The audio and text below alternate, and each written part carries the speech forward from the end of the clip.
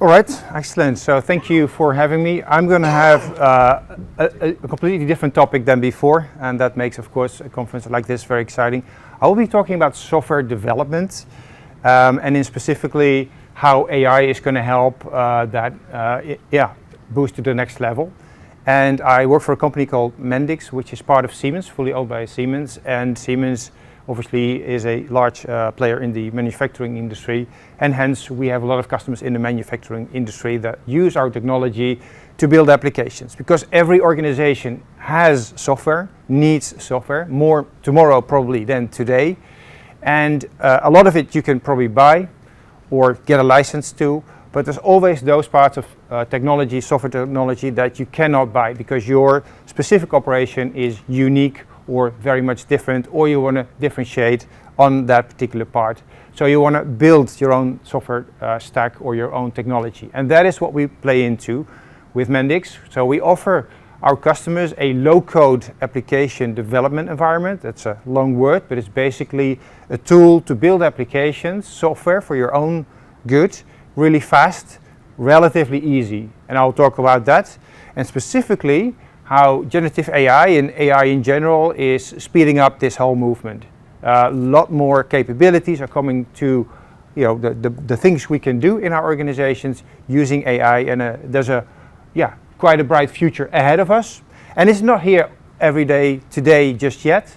It is evolving very quickly, but it's also some practical tips I would like to give you, what our customers have learned, when it's easy and when it's not so easy.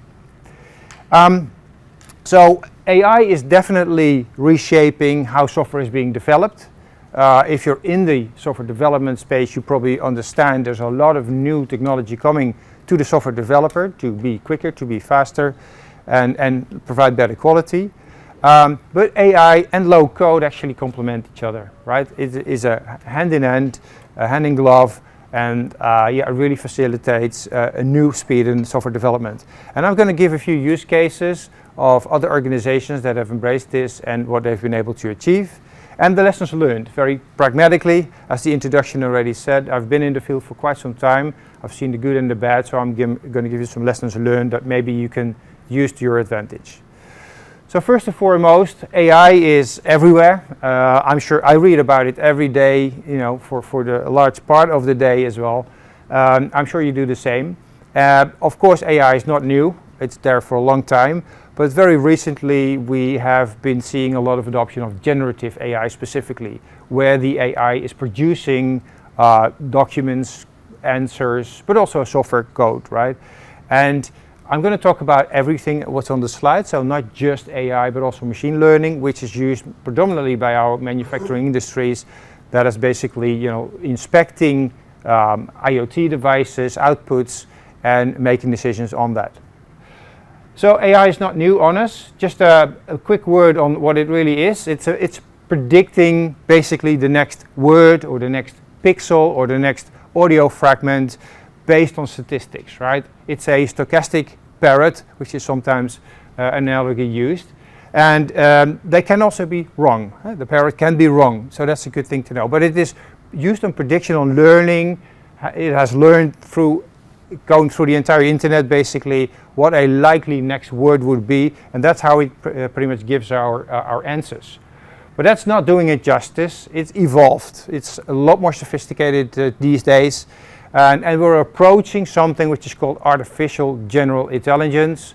That is like an AI could be your virtual coworker. It could do things that any remote coworker could do for you, and that's what we're going to. When? I don't know. Some people say tomorrow. I don't believe those. Some people say 2027. I don't believe those either. Google says in 5 years.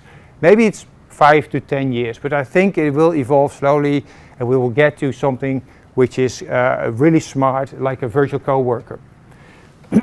Just to be illustrating that we're not there yet. So, and also to liven up the conversation, this is a puzzle that comes from a test that is used to benchmark LLMs, large language models, like OpenAI has, right?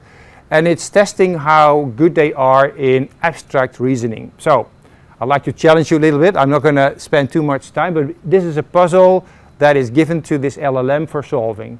And maybe you can have a look and think about how you would solve it. I'm not going to share the answer. Maybe in the break I'll give you that if you like. But my message really here is that as humans, we are quite good at this stuff, right? Making from pictures, making decisions. But not all AIs are that good. So if you look at humans, they score 60%. So 60% of us probably could figure this one out in an amount of time. And the cost would be $17 in time spent or food consumed or any measurable quantity. I think the key thing here is to still realize that the latest O3 model of OpenAI only scores 4%. My point is, we're all talking about agents, agentic AI. We still have to have our feet on the ground. We're not there yet, but we're moving in the right direction. So the humans are still to stay. That's a good thing, right? So let's look at low code. Now we've talked about AI for a bit. Low code is actually something that we offer our customers to build applications relatively quickly, faster and better software. And that's really needed because we see a lot of need at customers to develop custom software, but they just don't have the capacity to do it, right? There's a gap between what the organization wants, the business needs, and what IT can deliver. And that's really what we've been doing for the last 20 years, so this is definitely not something new. But the increase of this low-code way of developing software is increasing as well, right? It's gaining a lot of momentum.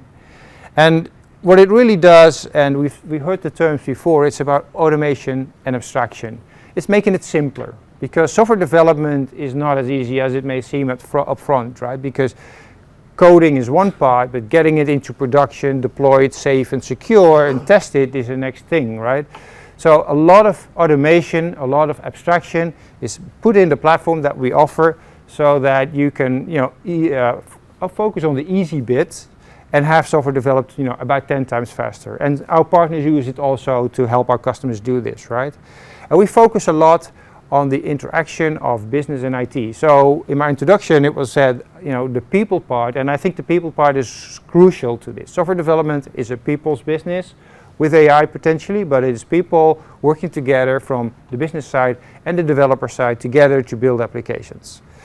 We do this obviously in a way that it is within Siemens quality domain, so it's highly controlled, it's highly secure, and we have to make sure that of course we comply to all the standards out there.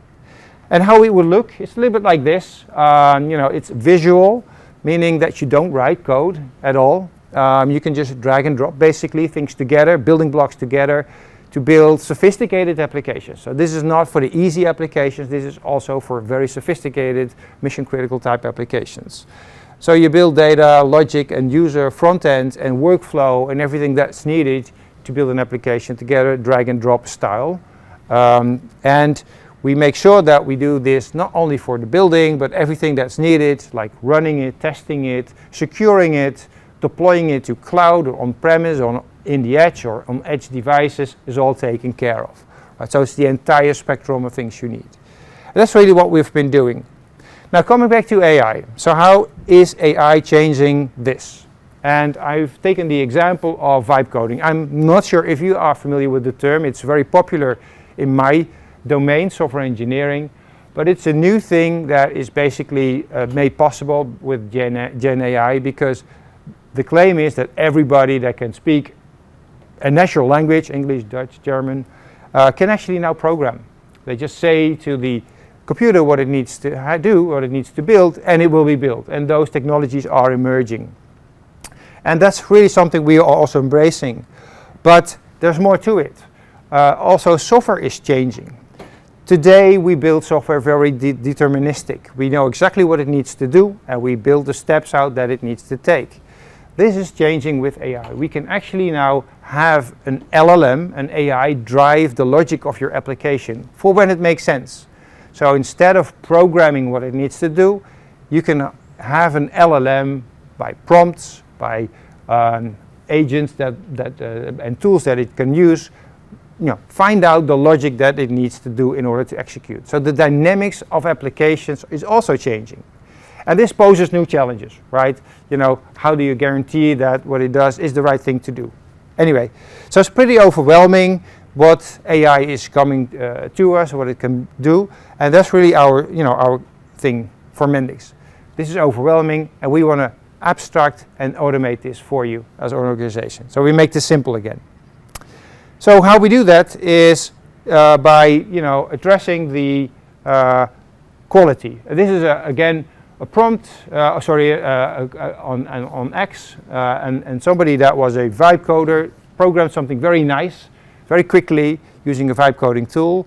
But Leo, I think, he forgot that software security and quality was also important.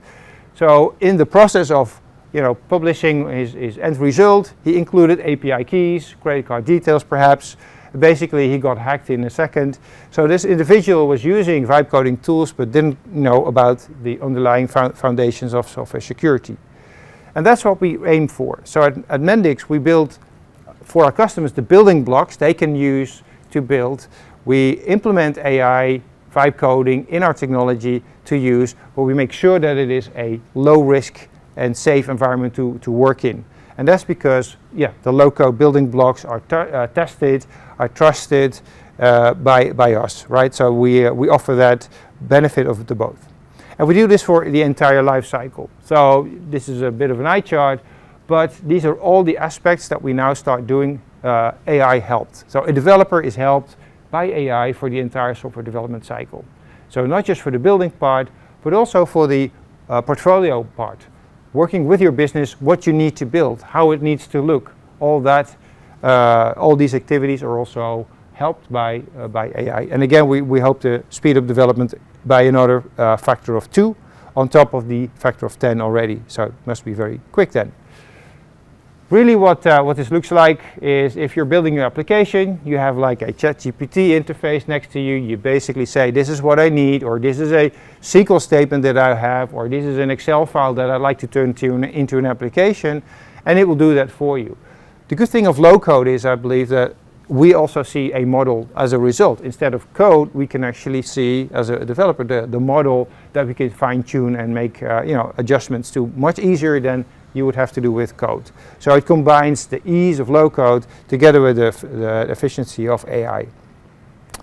And that is going to a new way of software development, basically where now the AI is helping a developer. In 2025, 2026, we think that agents will do a large part of the development. But there will always be the human in the loop, in my opinion, for many years to come. They have to do the quality checking, and making sure that what is produced is secure, safe, and they also have to instruct the AIs to do the right things, right? So it will speed up development using AI, but it will still have a human element to it. Now talk about the what software really is also changing, like I already alluded to, and this is a good visual. So we will be adding AI capabilities into our applications as organizations, using LLMs and knowledge bases, the two blue blocks underneath. But also we will be including AI agents into our stack to do some tasks for us on behalf of human. The repetitive tasks, the tasks that we don't like to do perhaps can be done by agents, and they can actually sometimes be done quicker if we do it right. And that's also a thing that with Mendix you can build. You can build those agents that facilitate those new types of software. And the way we do it is, again, by providing all the facilities that you need. So instead of having to go through what is the best LLM at the moment, what is the best infrastructure to run it, does it run in the cloud, does it run on my own infrastructure, that is all taken away, and the platform gives you those options to run where you need to run it, for instance, in resource specs in the Mendix environment. And also, the IDE gives you an option to build those agents, right? Again, simple, non-technical, with a visual front end. Helping software developers build applications, also new modern applications with agents in a very quick way. There's a lot of customers that are embracing this. Adoption is rather slow, I should be saying. There's a lot of prototypes being done with the AI, of course, but people are pretty cautious, and I think there's a right for that, of course. But one example that really comes to mind that I want to share with you, we have many, but is VFix. They are a producer of glass, glass panels that you see in buildings and other types of purposes, but they obviously have a big connection with quality. And the complexity obviously is that those glass panels are not always standard, and there's a lot of different plants where they are produced, and there's sometimes a specific issue with the quality, meaning that a defect was given in the glass, and it was shipped to the location, and at that time it was detected only. So they created what they call a virtual engineer, which is helping the quality people to really fine-tune and detect where anomalies came from. So because there's a lot of variables, there's a lot of information surrounding a certain production series, they connect all those data points, they're on the slide here, for production, but also materials, training materials, everything that they had together. And this virtual engineer was helping the quality department to really detect where the anomaly came from, what was the root cause of the problem, in order, of course, to prevent it next time and to take measures to improve, right? So it is like a chatbot with a 3D component to it. As an engineer, you chat to it. It has all the data points from the production lines, but also, again, like from the manuals. And it helps bring down defects quite dramatically, but also, the time spent on searching. So it's a pretty neat example of a generative AI example built in combination with low code. And this is just a start. They have already like 25 applications. They're improving on this every day as we speak. So my advice would be, to wrap this up, there's a lot of possibilities with GenAI, specifically in software development. It's a challenging area equally. So I would always look for commoditized use cases. It's like buy versus build. If there's anything in the market that you can buy, it's preferably the best option, right? Buy versus build. Same for low code. If there's something you can buy for software, buy it. Don't build it. If there's nothing you can buy, build it and then use low code. Same for AI. If there's a need for GenAI, look at what is in the market. It's a highly evolving market. There's a whole lot of general purpose AI tools that you can use, bring into your organization, like code assistants or maybe chat assistants. They can also run in your own premises and in a secure way these days. And other, you can look at specific tools maybe on top of what you have already. For instance, on top of Siemens technology, Siemens software, or Salesforce, or any type of ERP, CRM, use those tools that are available. If you can't find anything there, then you start building it, and that's where we come in. And if you start building your AI application, I would say learn, walk, run, and then do the marathon. First, take the easy examples. These are easy examples, like documentation, summary, knowledge bases, training material, micro automations. There's a fair amount of application surrounding this. That's the bigger top block. But the demands on AI and data are pretty low. So you can easily embrace those types of applications. So relatively easy. The next level would be more in the GenAI space, and this is probably the VFix example, where the impact on your application is maybe little. You don't need that much front end, but you need to have your data in order, and that's the typical challenge, I guess, with these use cases. Data is the fuel of AI. You need to have it in order to work good on it. So these are more challenging, but still possible. And these one are a bit further out. It's the agent example. I have given you the conversation about agents, but that's a really sophisticated and longer term process. So you need to be ready for that. And so I would really advise you to start easy, grow your knowledge, and move forward on that. And with that, kind of coming to the end, it's a bit of a different topic than you probably have been hearing so far. It's about software development. Mendix, as a low-code provider as part of Siemens, is offering our customers an ability to build the applications themselves or using partners. And the way we do it is help the developers, first and foremost, in creating applications using AI, and secondly, build applications that we call augmented applications, AI augmented applications, that embrace AI, but still in an easy way. Thank you so much for your time. I hope this was insightful, and if you have any questions, feel free to ask or during the coffee.